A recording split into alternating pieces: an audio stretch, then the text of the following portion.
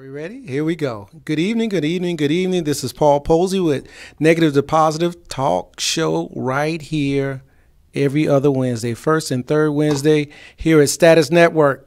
And today I have a great friend of mine, mentor. His name is Mario Peter, and he's a good friend of mine. And I had him come in today because one of my friends, Melvin Morris, was sick today, and I called a friend and asked him to fill in. And I go to him for the things that I need that I don't know. And we talk about a lot of things, from cars to the moon.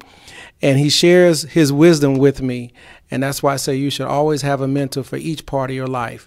And so today we're going to talk about dads with no dads. First, we're going to let Mario give a little background on yourself, please. Well, Paul, first of all, thanks for having me as your guest. Your friendship is invaluable to me. Your topic today, fathers, is near and dear to my heart because my father is celebrating his birthday. My father is deceased, but his birthday is December 7th. Okay. Wow. So 2 days from today, my father would, doing the math, would probably be about 114 years old today. Wow. Are you serious? I'm serious. Okay. All right. Yes. I am 65 years of age. I was born and raised in Central America, Panama. Had a great upbringing living in the Canal Zone. As you know, the Canal Zone, the Panama Canal is one of the 7 wonders of the world. Mm-hmm. As a young man, fresh out of high school, I worked on the Panama Canal. Mm-hmm. Wow. And, yeah. And in later years, I had an opportunity to travel, book a cruise, Royal Caribbean cruise that took me through the same canal that I worked on in my youth. Is that right? So you was like, and I was over there, and I took lunch over there. Absolutely. Yeah, with a martini in my hand. Right, because you wasn't working anymore. Absolutely. So what age did you start working?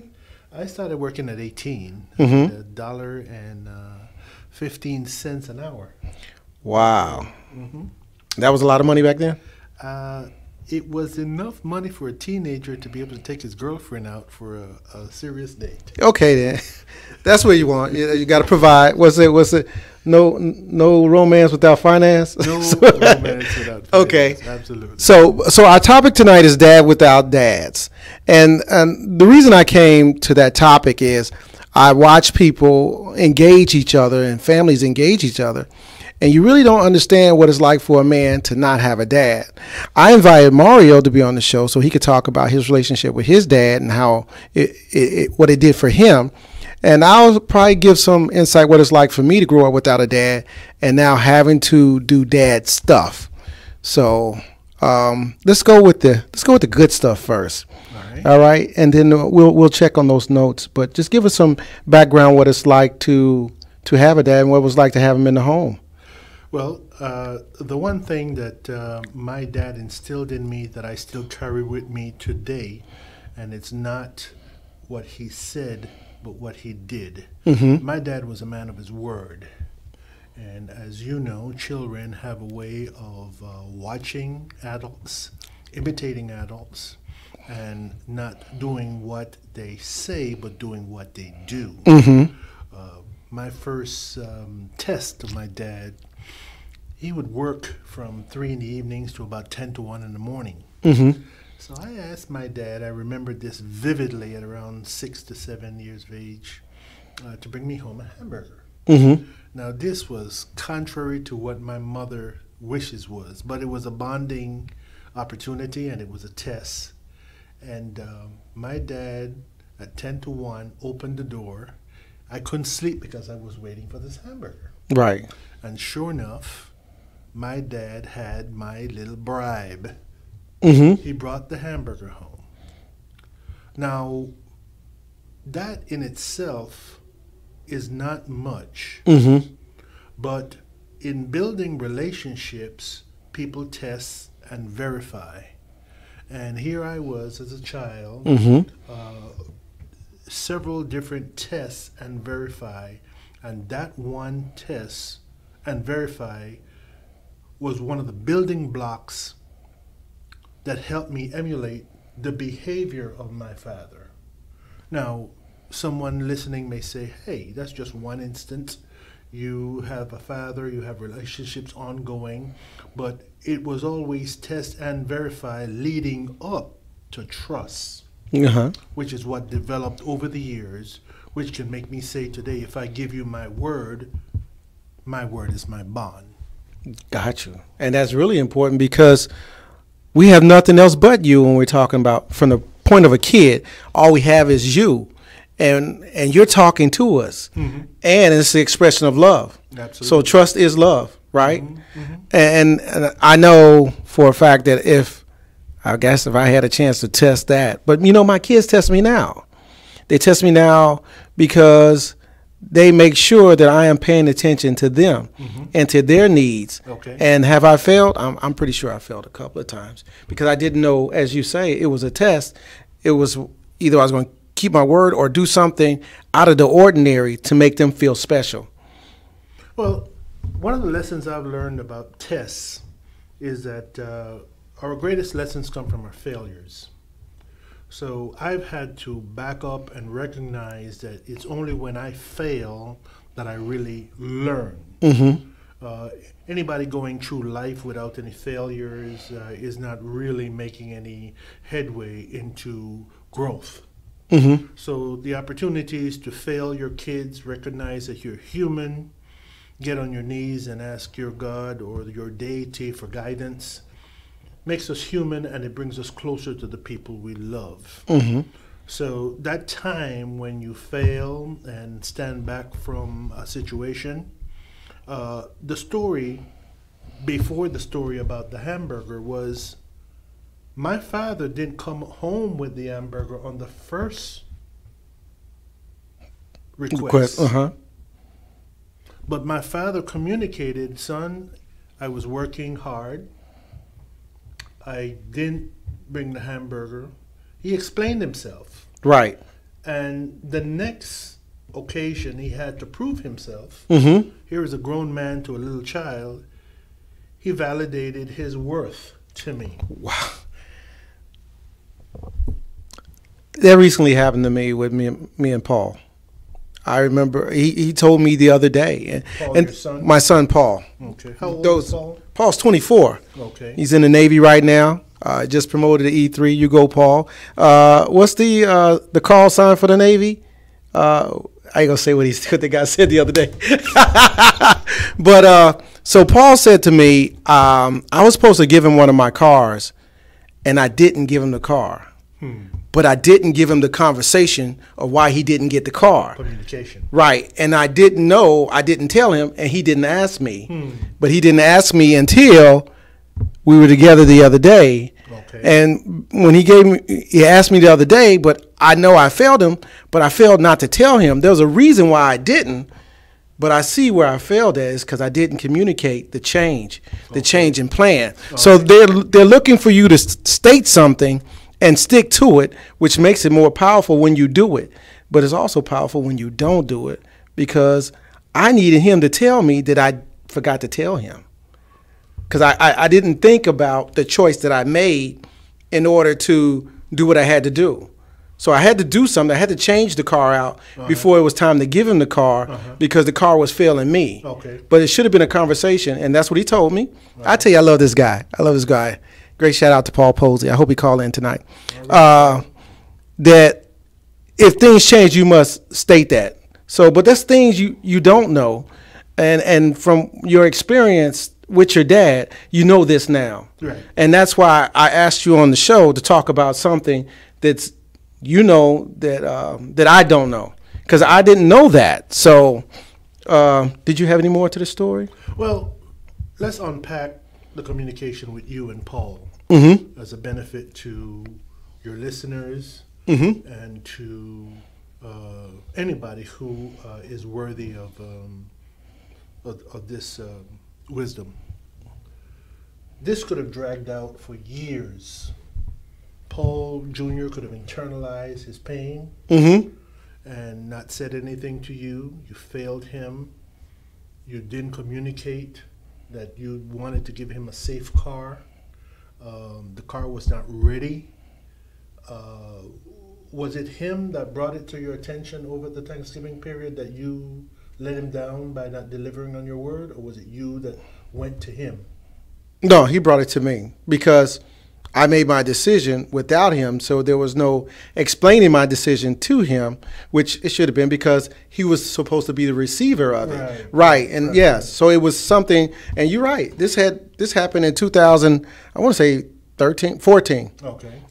This happened in 2014. So yeah, it took years to come out for him to bring it to my attention. Okay. So yes, I see what you mean. Yeah. Well, Now, there's other things that we spoke over the holiday with my other kids that took years to come to a head. Absolutely, because they have to feel there's a time that you will actually respond. Yes. That's why sometimes you don't get the immediate response to something not happening, and it's like, well, he ain't going to listen, or you understand what I'm saying, right? I do understand what you're saying, but let's before we get to unpacking Paul. A lot of people weaponize that information. You didn't do for me. Right. So therefore, my love is not open to you. Right. And if you hurt my mother, then I don't want nothing to do with you. They weaponize the information or the situation and use it to beat you and to bring you pain. Right. As opposed to a family saying, in your case, you and Paul were able to reconcile and you were able to explain to Paul why he didn't get the car at the time. You recognize your humanity. You recognize your mistake in not communicating that to him. You probably, as a parent and as the man who bought the car, owned the car, had to pay to fix the car before you could get it to him, was dealing with a world that is not all that friendly. Right, because like there's always not a nice time to have that conversation. There's no good time. Right. But you know, I think there's things we want to know, and there's things we should ask. Absolutely. And we should bring it to light. If we did that more often, that would save more families the grief of rehashing old pains at a holiday.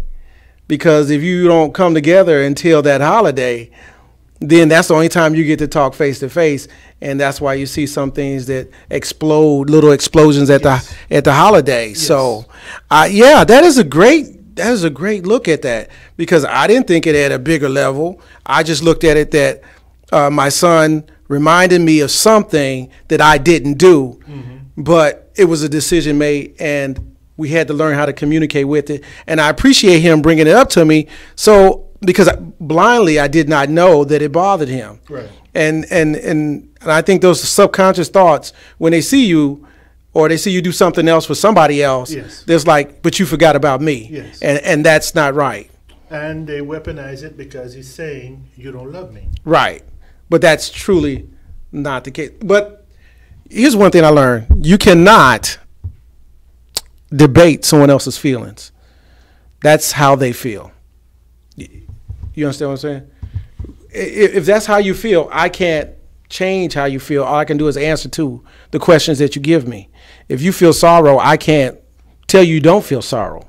I can't tell you don't feel jealous. I can't tell you don't feel happy.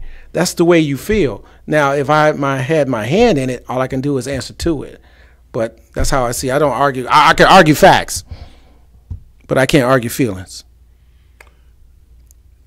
There's nothing wrong in what you just said. I just take a different perspective. Relationships are like bank accounts. You can't get out what you didn't put in. Right.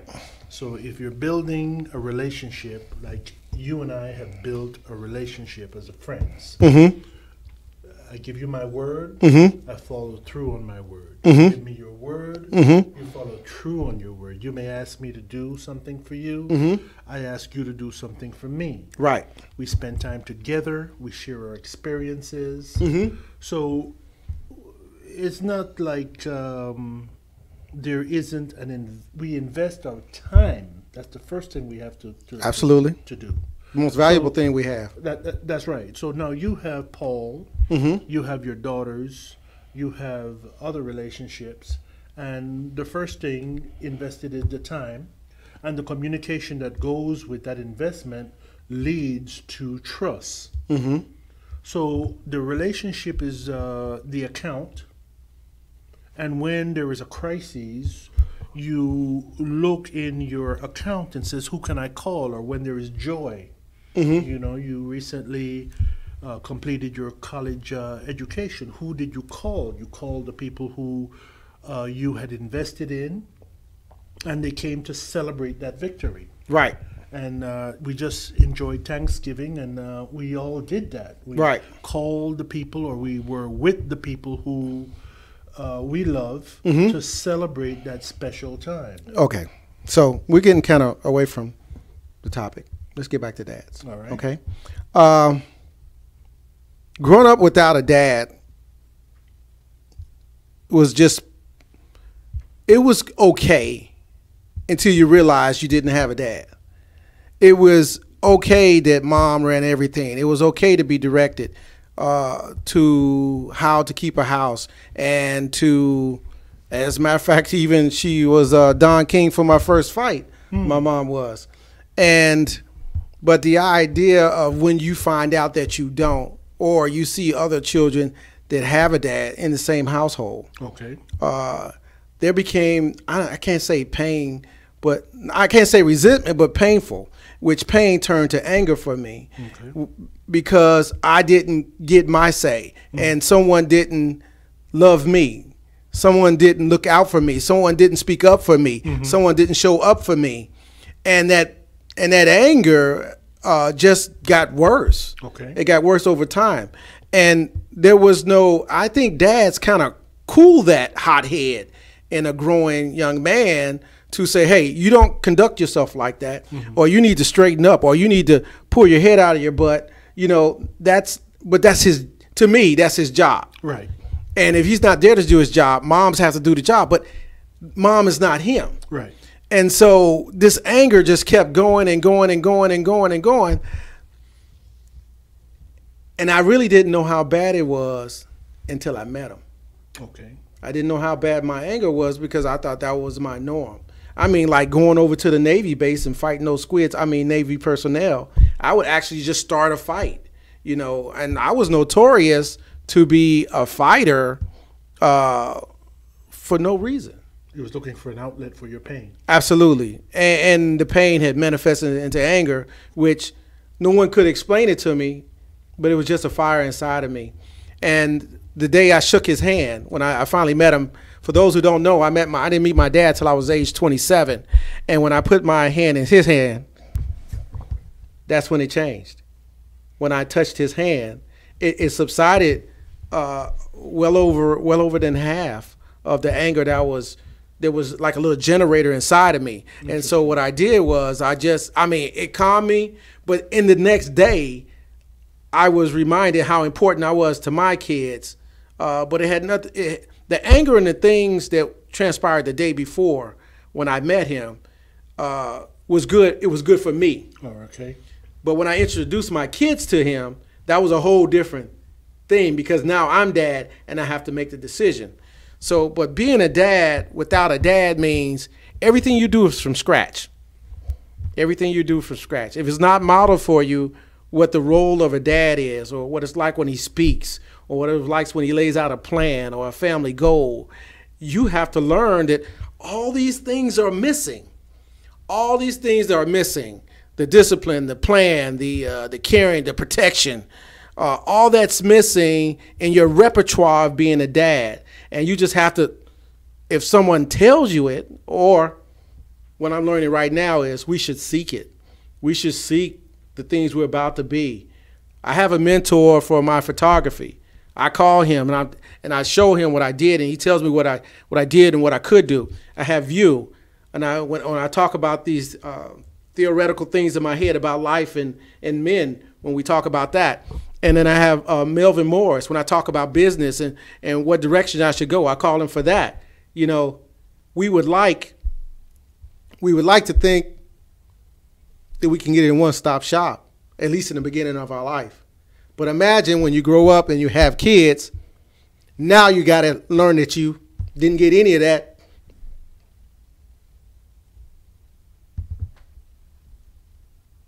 Well, let me jump in here for a minute because I recognize where you're going with this. Right.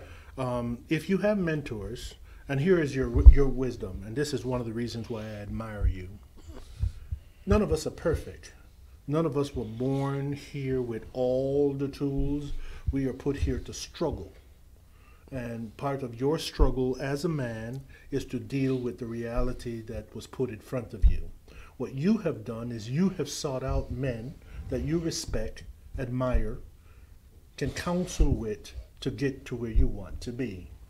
If I say to you, Paul, I'm coming over tonight, would you mind frying some chicken? All you have to do is go to Google, find a recipe for some fried chicken. It's going to say flour. It's going to say black pepper and salt. It's going to say coat the chicken. You may dip it in a batter of buttermilk, or you may dip it in a batter of eggs. Right. Take it out of the batter. Set the grease in a frying pan to 350 degrees. Right. Fry the chicken for 20 minutes. Put it on a rack and let it cool, and let the grease drip from the chicken, and you have fried chicken. Right. So you don't necessarily have to start out perfect. In a situation where you didn't have a father but you shook your father's hand, obviously what things that you didn't say that you did was you had to forgive that man. Wait, hold on a second. Personally, I don't believe in forgiveness. Well, you said out of your own mouth. I said it changed. Yes, that was not about forgiveness. I don't know why it changed. It wasn't about me forgiving him. It truly wasn't. See, this is sometimes, and this is where some people differ, when you don't have. So sometimes we don't understand how bad that is. Okay. So the idea is, I didn't have to forgive him. There was nothing to forgive him for. It's just that anger in me of missing someone that I didn't even know I missed, because I was told he was dead. Well, maybe I misspoke as it relates to the level of forgiveness. Right. But there was something in you that didn't walk away hating him, and you didn't walk away wanting revenge for the pain. When I walked away from him, it had nothing to do with me and his relationship.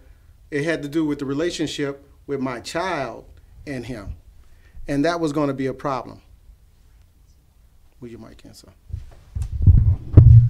So the decision was made because of how his first impression was with my children, that I never wanted to go back. All right. So I made that decision instantly. But it wasn't about forgiveness. No, some pain comes so long, so deep. It's not about this forgiveness that people keep thinking that people are supposed to have. Sometimes you just leave things alone.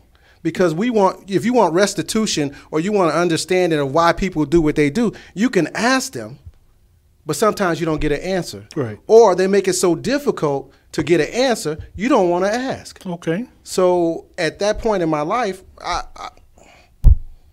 now, this is how I feel, because I didn't have one. It wasn't like I had one that was taken away from me. And everything that I learned. I'm not looking for perfection. I'm looking for you to do your job. You made me. That's what we want. Right. You can't go with the idea that it's not perfect, but you didn't even try. And this, just like when Paul asked me questions, I answered all his questions. You know what he told me? What did he tell you? It didn't matter. All your reasons Mm-hmm. didn't matter because of how I felt. Right. Right, which I truly understand, because you know what? He's right. Because that's why I say I don't debate people's feelings. Because no matter what answer I gave him, or why I wasn't there, and why I didn't do what I do, why I didn't do what I said I was going to do, it still hurt him. That's why. And what he truly wanted was to be with me. Yes. Right. So, I mean, that's how I see it. And that's why we have to have this conversation, because people don't understand what it's like for a man not to have a dad, and y'all expect us to man up. But a part of that man up part is given to us by the man who made us. That makes a world of difference. Those things you saw in your dad walking through the house, that's something you were able to see, and I wasn't able to see it. Okay. And if I could have saw it, good or bad or indifferent, an absence of something that an ingredient. Let's say when you're talking about making that chicken, If there's an ingredient missing, that's not really fried chicken. But I spoke of the ingredients to the chicken, to the man that you are. You moved on from, you didn't forgive your dad, in your own words. Right. You shook his hand. You didn't ask him why he didn't man up and was there for you when you You know needed why I him. didn't? The reason I asked him, because by that time it really didn't matter. Okay. It was him connecting me to my other siblings. Okay. Because I was the elder of his kids. Right. But I was the middle child to my mother's kids. So when I showed up, it was about connecting with my brothers. Excuse me, connecting with my brothers, not connecting with him. Okay. Because I knew I wasn't going to get the straight skinny, so I didn't ask. I wasn't going to ask for lies or ask for his part of the story. I didn't even have my mother's part of the story. So by the time I showed up, it didn't matter. It really didn't matter. Why? Because I'm 27 at that time. Okay. And I wasn't really expecting him to love me. I was just opening the door to the new love or the new siblings that I had. Well, at the end of the day, you have 6 kids? 7. 7 kids. And a recipe for success is what you have formulated. I'm trying. You're trying. You're working on it. Yeah. You're surrounded yourself with men that you respect and admire. You read. You study. I've watched you take your hobby, photography, and do beautiful work with that. Click boom. Click boom. So you've moved on from. Well, the move on part is I can't change the past. Right. So I have to develop the future. Right. And that's what I'm doing. As much as it hurts sometimes, Okay. I still move forward to the future because it wasn't done for me. It doesn't give me a right not to do for them. Absolutely. So Absolutely. now Paul is listening. Yes. Paul is your firstborn son, your Yes. oldest. What it is you want to say to Paul about that experience, that that void that you had, that you're not going to let him down with going forward? I love him for who he's going to be because he's connected to me. Okay. And You lead by example. I lead by example. And I want him to be greater than me. Right. And all my decision-making flaws, I'm going to tell him. I do tell him. Okay. It's just that I can't tell you what you don't ask. Right. Yeah. And it hurt you when Paul asked why you wasn't there for me. But in the reality of the world that we live in, you was working, providing a living. His mother was taking care of him. You was doing what you needed to do as a working man in the military. Right. And you couldn't be everywhere at all times. That's true. So, go ahead. So Paul has some pain, and as Paul matures and walk in a situation where he has a wife, kids of his own, Right. there may come a time when Paul come back to you and say, you know, Dad, I didn't appreciate your answer at the time, but now that I'm walking in your shoes, seeing how cold and cruel life can be, life is not a perfect situation. Then I can understand what you did. Absolutely. I mean, that's a wonderful thing that Paul gets to do that. Right. See, that's the business right there. And when you're a cycle breaker, Paul gets to do that. Okay. I don't get to do that. And I understand that. It doesn't mean that I don't fall short to the feeling neglected or left out, but Paul gets to do it. And that's the wonderful part about it. Yes. Yeah, because I want him to have it better than me. Yes. And the only way I could do that is either trample through my own horseshit that I've created, Right. to make sure he gets it. Right. Truly, I get it. You say we're human, I get it. And I want him to get it. I want my girls to get it too. Yes. And the part about falling down as a dad is, I remember as kids, we didn't see them dads get up. They were down, they stayed down. They didn't get up. They didn't clean up the mess they made. We as adults have to swim through the mess they made and hopefully find some closure or some answers to the questions that were never asked. Well, there's a million and one stories out there. So some men made black and white, brown and red, yellow. Men have made mess all over the place, especially when it comes to relationships with women. So that blanket statement, if we can back away from that and focus on... I didn't make it cultural. I did. Oh, okay. Because we're human. But where I'm trying to go to with where I'm trying to get to with this is, in the back of my mind, there is Paul and his seven. Thank you. They'll remind me. But go ahead. your other 6 siblings. Oh, okay. What they can learn from their father's challenge.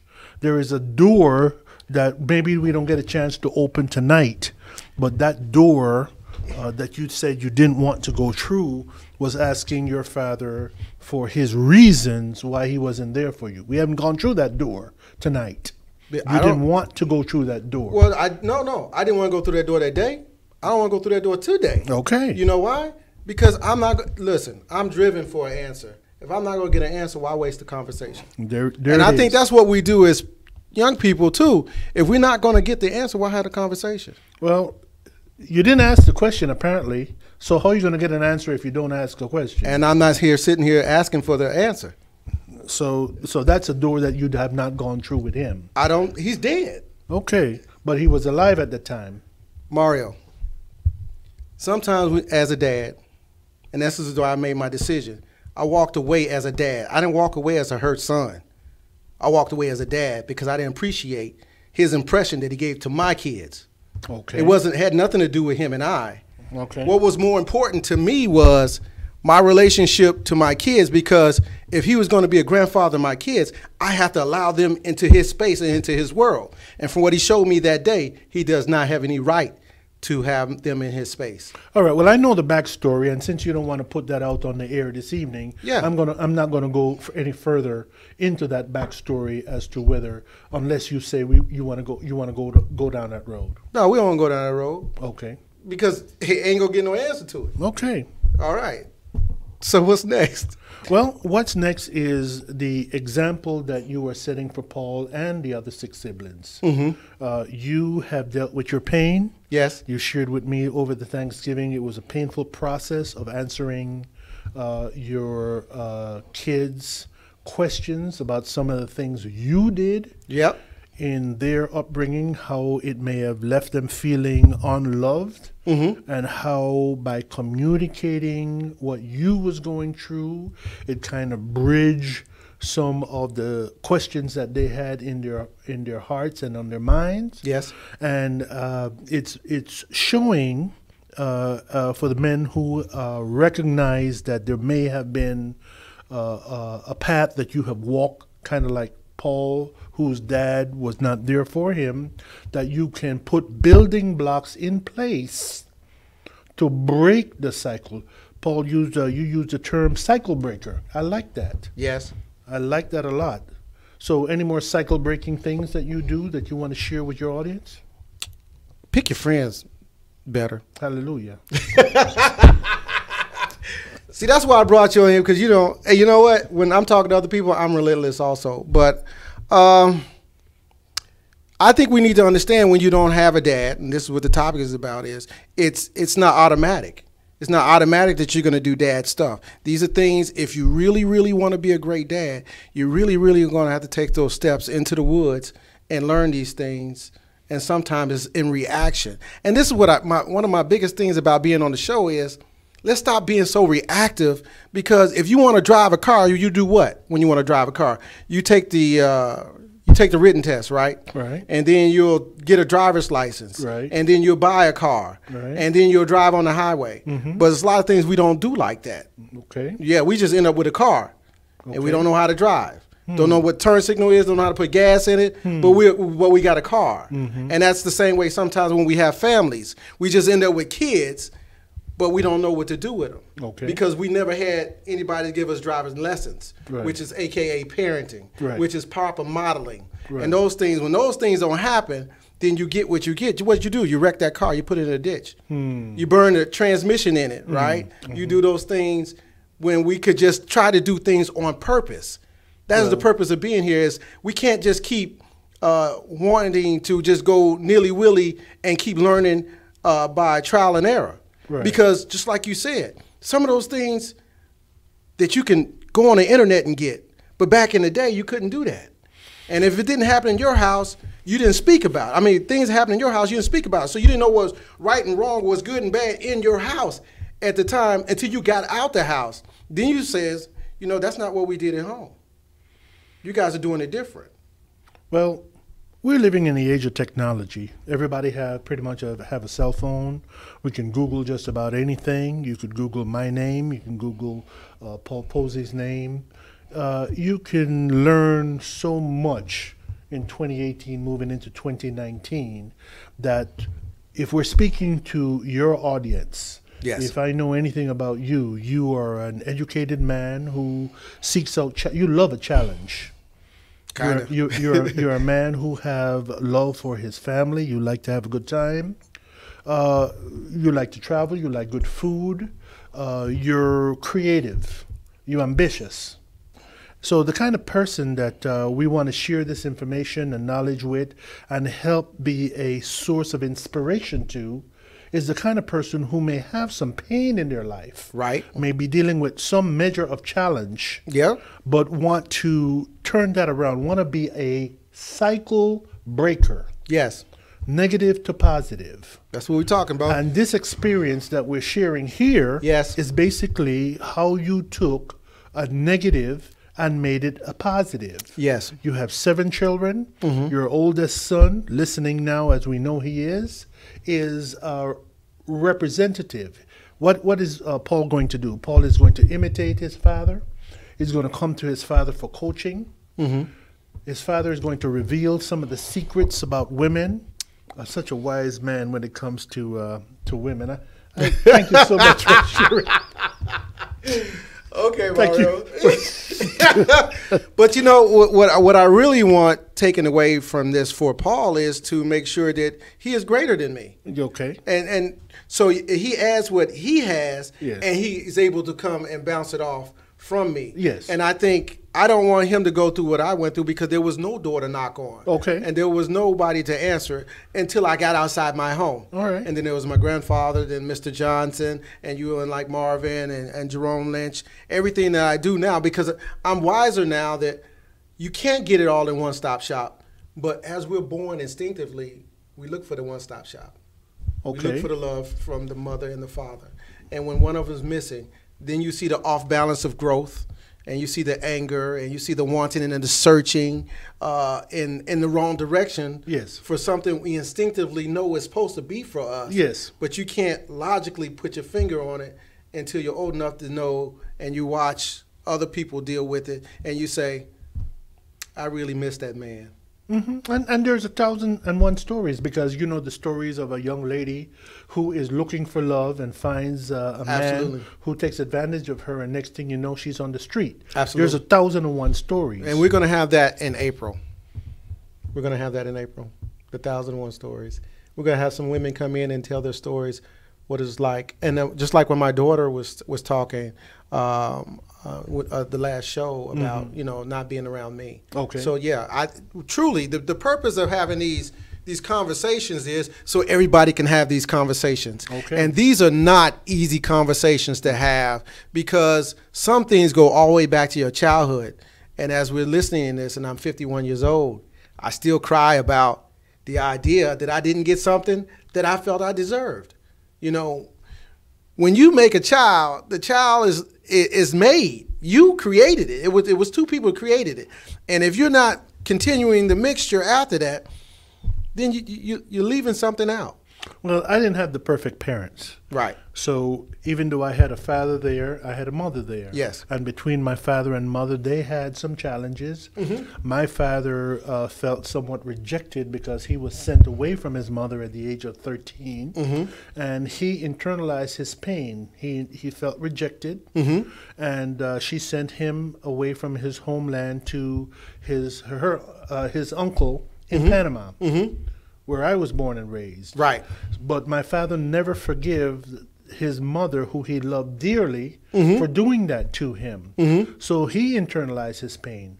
How did this man deal with conflict? He internalized it. Right. When he was angry at my mother, he internalized it. I was a cycle breaker, and what helped me in a period when I started having relationships with girlfriends, Yes. was Men Are From Venus, Women Are From Mars. I read that book, actually. Absolutely. That helped me. There is a chapter in the book that deals with communication and how you listen, how you respond to letting your partner know that you are listening, Yes. how you allow your partner to then tell you if they think what you heard is what they meant, Right. and then the conversation proceeds from there. Right. That was big for me because prior to that, I was the Iceman. There you go. You did something I didn't like? I was Iron Man. Wow. Yeah, absolutely. We're all superheroes, right? But that was something you're absolutely right. My big idea, Mario, is if we can learn on purpose, we can do this better. Because we do for what we want. Absolutely. You know, just like the driving thing. When you want to drive, what does it take to do that? Motivation. Absolutely. You're motivated. But we don't do it as in a family setting because, you know, the history we've gone through, the division of family. So the pieces we want to be in place, that would be great. So, but this is where we need to get back to. We need to be doing this on purpose because no one can tell us now that we can't be together because we see each other and we know there's a problem. We know there's a disconnect. We know there's we don't have that statement where it says they did the best with what they had. That's not there anymore because you can change that now. Well, if I can change the direction and put this out there for a minute, because this is make it a minute. Hey, well, hold on a second before you go into that. Hey, if anybody wants to call in, which I do recommend, anybody who has a great dad, I love great dads, or no dad at all, come call and share your experience about your dad because it's important that the dads around you understand right now that you can go out and learn and talk to others and get somebody to connect with to be better at what you're going to be as a dad. And if you don't have any kids that you haven't connect with in a while, this is the time to connect with those kids because they want you. Absolutely. They want you to connect. No matter what happens after the meeting, make the meeting. And then you'll see it enhances their life, good, bad, or indifferent, more so good than bad, but the meeting must happen. The conversation must happen because your kids and you, some of you who are listening right now, you've got something, an acorn in your shoe that belongs to somebody else. Absolutely. So go ahead. What were you about to say, Mario? Well, I lost my train of thought, but does that happen at 65? It's back. It's back. Okay, I'll just check it. One of the residual feelings of loss that you talked about in your upbringing was the anger that you felt. You want to share? You shared a little about how you would pick fights. Yeah. With the Navy people, you was looking for an outlet for that anger. How have you resolved that as of late? Well, the laws are tighter now. You just can't go around punching people. They shoot you. Yeah, right. Right. So, and also know that if you get in the government check and you go to prison, they'll reduce your money down to $113 a month. So you don't want to do that. There's no need. There's no igniter. There was a natural igniter to my anger. It was just, but now you have to warm me up to it to be violent. So I have the capability of being violent. I have that. But the igniter is not there because I see the bigger picture. Oh, I can understand why they're that angry. Or I can understand me now. I don't have to do what I did. I'm not that mad as I was because it did change. It changed that day. It went down. But I have the capability of, I still, because I had created that violent part of me. Well, where did the anger come from? That's the question I'm asking for you. So your mother was head of household. Yes. She was mother and father to you. Yes. Where did the anger come from? The missing that you, or did you feel that you wasn't loved, you wasn't cared for, Absolutely. that you wasn't worthy? Yeah. Keep going.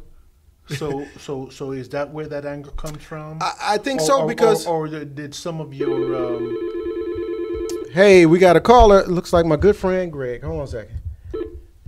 Hey, you calling the Negative to Positive show? What's going on, Gregory? Mr. Paul Posey, what's going on, bro? Mr. Mario, how are you? Hey, Greg, doing fine, sir. Glad to hear your voice. Man, hey, this is some awesome stuff you guys got going on tonight, man. I really appreciate you guys' conversation and sharing, man. Thank you, Greg. What's up? So, Greg, did you grow up with your dad? Man, I'll tell you, you know, my biological father, I never knew who he was, but I'll tell you, my stepdad, who passed away when he was 50 years old, man, he taught me like so much.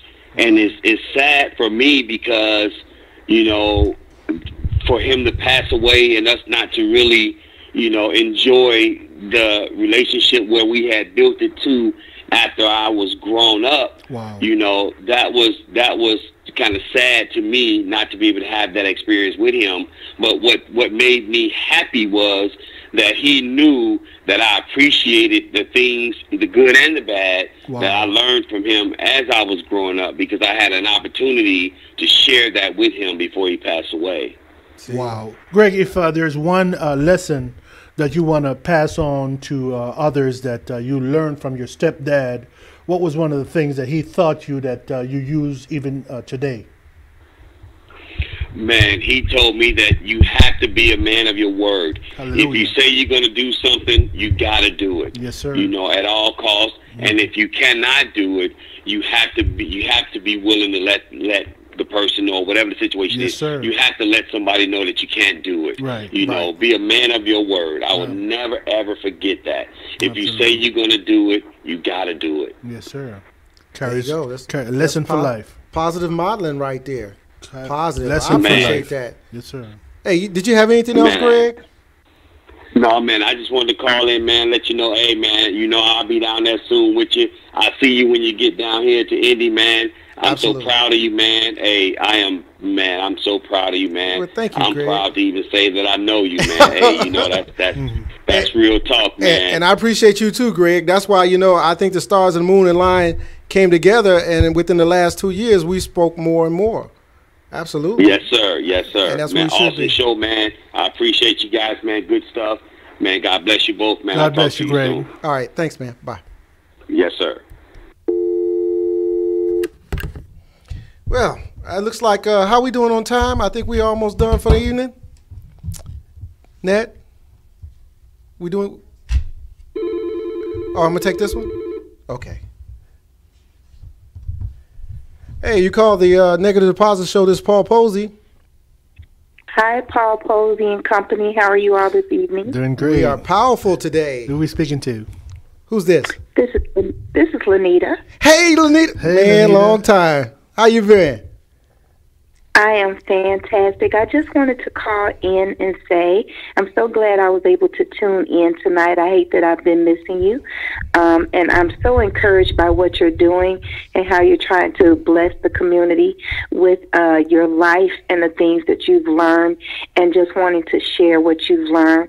I wanted to say that as a woman who was I was adopted, so I've never known my biological father. My adopted father was adopted, and I was with him when he met his biological father at 37 years old. Wow. My mother was adopted, Wow. and she did not meet her biological father until she was well into her 20s.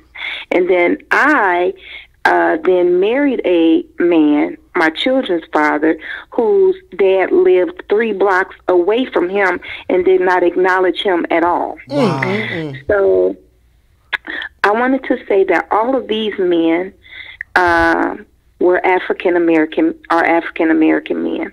And I would just say that the same love you carry for your child when they're born, when they're little, and you're in love with them, keep that same love for them. Okay. Even as they become adults, because they need you. They need to know their lineage. They need to know who they are, where they come from. They need to know your experiences, good and bad. Absolutely. Right. That helps them later. Now, Lenita, we talked about cycle breaking, and Paul gave some great examples of how he's broken the cycle with him and Paul Jr., and how he's been an example to his other siblings. Any cycle breaking things that you have done or seen your stepfather, stepmother, or anybody else do? I would probably say, just for myself in general, I noticed that neither of my grandmothers tried to foster the relationship between the fathers and the children. And so even though I'm divorced at this time, I do try to foster that relationship, because I do realize that when you are a parent that isn't in the home, you do have a tendency, you may have a feeling of detachment. Right. Like you don't matter as much. And so I try to foster the relationship so that my ex-husband knows that he's just as important in their lives as I am. It takes a big woman to do that. Much respect to you, Lenita. So that's what tomorrow looks like. And then Much we respect. should be in the business of that. You know, Lenita is one of my good friends, and Lenita talked me into writing my book. Remember that? Yes, I do. Absolutely. Which book are you talking about, Paul?